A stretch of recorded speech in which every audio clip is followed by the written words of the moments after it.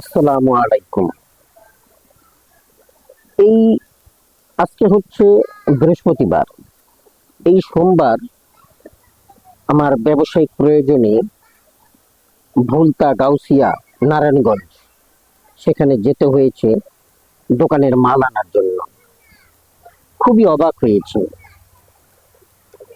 এই রাস্তাটায় এত একটা জাঁকজমকপূর্ণ এবং এত গুরুত্বপূর্ণ একটা রাস্তা হওয়া সত্ত্বেও সেখানে 2/3 জায়গা দখল করে রাখতো শুধু হকাররা। ফুটপাত দখল করে রাখতো, রাজপথ পর্যন্ত দখল করে রাখতো। রাজপথের 2/3 অংশ হকাররাই দখল করে রাখতো তাদের ব্যবসা পরিচালনা করার জন্য, আর 1/3 দিয়ে শুধুমাত্র গাড়ি চলাচল করত। সে যে কি বিভীষিকাময় রাস্তা, যা ওখান দিয়ে যারা চলাফেরা করেন একমাত্র তারাই ভুক্তভোগী, তারাই বুঝতে পারবেন। এটা মন্ত্রী লেভেলের কেউ বুঝতে পারবেন না, উপর মহলের কেউই এটা আন্দাজও করতে পারবেন না। আমাদের সাভারেও ঠিক একই অবস্থা। সাভারের যে মেইন রাস্তা আরিচা রোড, তার 2/3 অংশই এত বড় করেছে রাস্তাটি সরকার, ফ্যাসিস্ট শেখ হাসিনা, যে মানুষের চলাচলের জন্য খুবই আরামদায়ক হয়েছে এবং গাড়িও নির্বিঘ্নে চলাফেরা করতে পারে। কিন্তু সেই রাজপথ এবং ফুটপাত ফুটপাত তো পুরো দখলই হয়ে যায়। ফুটপাতে মানুষ হাঁটার মতন কোনো রাস্তা অবশিষ্ট থাকে না। সেখানে তারা রাজপথও দখল করে নেয় ব্যবসা করার জন্য হকাররা। এখন এই রাস্তাটিও পরিষ্কার, একদম নিট অ্যান্ড ক্লিন।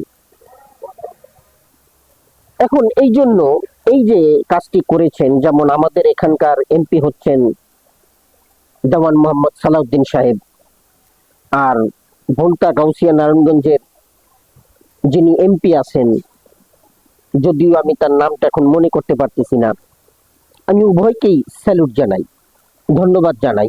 বর্তমান প্রেক্ষাপটে যে এই যে রাস্তাটা ক্লিন করেছেন এবং সুন্দরভাবে মানুষ হাঁটাচলা করতে পারতেছে, রাস্তাঘাট বা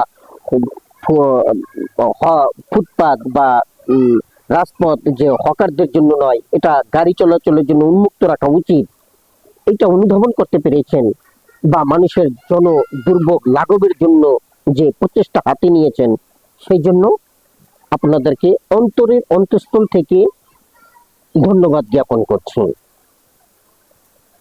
কিন্তু আসলেই কি আপনারা এই ধন্যবাদ পাবার যোগ্য? আসলে কি জনদুর্ভোগ লাঘবের জন্য এটা করেছেন? একমাত্র আল্লাহই তা ভালো জানেন। এই পরিস্থিতিটা কতদিন টিকে থাকবে, এটা বাংলার যারা সাধারণ জনগণ আছেন, শুধু সাধারণ জনগণ বললে ভুল হবে, বাংলায় যারা বসবাস করতেছেন আপনারাই দেখবেন এটা কতদিনের জন্য, সেটাই হচ্ছে আমার প্রশ্ন। এই যে তারা রাস্তাটা ক্লিয়ার করেছেন, এটা কি আদৌ স্থায়ীভাবে সমাধান? বরং আমার মনে হয় এর মধ্যে কিছু একটা অপেক্ষা করতেছে। তাতে আমার মনে হয় না যেটা এটা জনদুর্ভোগ লাঘবের জন্য, বরঞ্চ এমনও হতে পারে একটা সেটেলমেন্টের অপেক্ষায় আছে তারা।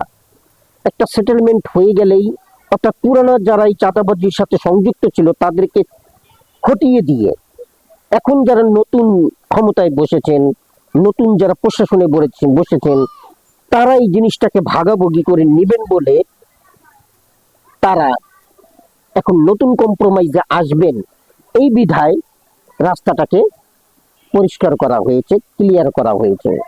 যখন তারা একটা সমঝোতার মধ্যে আসবেন, যখন তারা নিজেরা এইটিকে একটা সমঝোতার ভিতরে নিয়ে আসবেন, তখন বোধহয় রাস্তাঘাটগুলো আবারও সেই আগের পরিস্থিতি অবলোকন করা যাবে।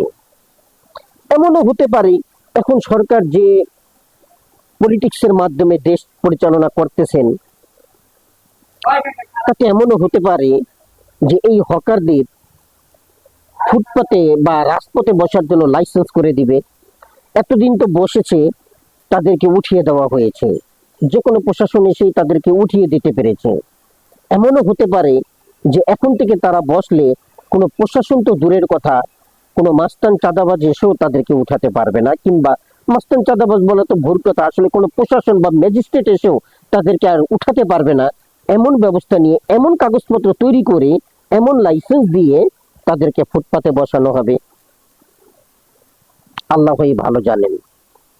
তবে হ্যাঁ, জানি না ভবিষ্যতে কি অপেক্ষা করতেছে। তারপরও রাস্তাঘাট যে ক্লিয়ার এবং 2-4 দিন যে হাঁটতে পারতেছি, এজন্য তাদেরকে ধন্যবাদ জ্ঞাপন করতেছি। তবে ওই ধরনের চিন্তা ভাবনা না করে সত্যিকার অর্থে দেশটাকে যদি আলোকিত করতে হয়, দেশের মানুষকে যদি শান্তি দিতে হয়, দেশের কল্যাণের জন্য যদি আপনারা এমপি মিনিস্টার হয়ে থাকেন, তবে আমি যে সকল কথাবার্তা বললাম ওই ধরনের চিন্তা ভাবনায় না গিয়ে সুন্দরভাবে দেশটাকে পরিচালনা করুন, মানুষের দুর্ভোগ লাঘবের জন্য চেষ্টা করুন এবং এই ধরনের পদক্ষেপ গুলো গ্রহণ করুন, যা মানুষের অন্তর থেকে আপনাদের দোয়া আসবে। এবং ভবিষ্যতে এমপি মিনিস্টার যেখানেই দাঁড়ান না কেন, তখন আর বেগ পেতে হবে না আপনাদের জয়ী হবার জন্য। ধন্যবাদ। আসসালামু আলাইকুম।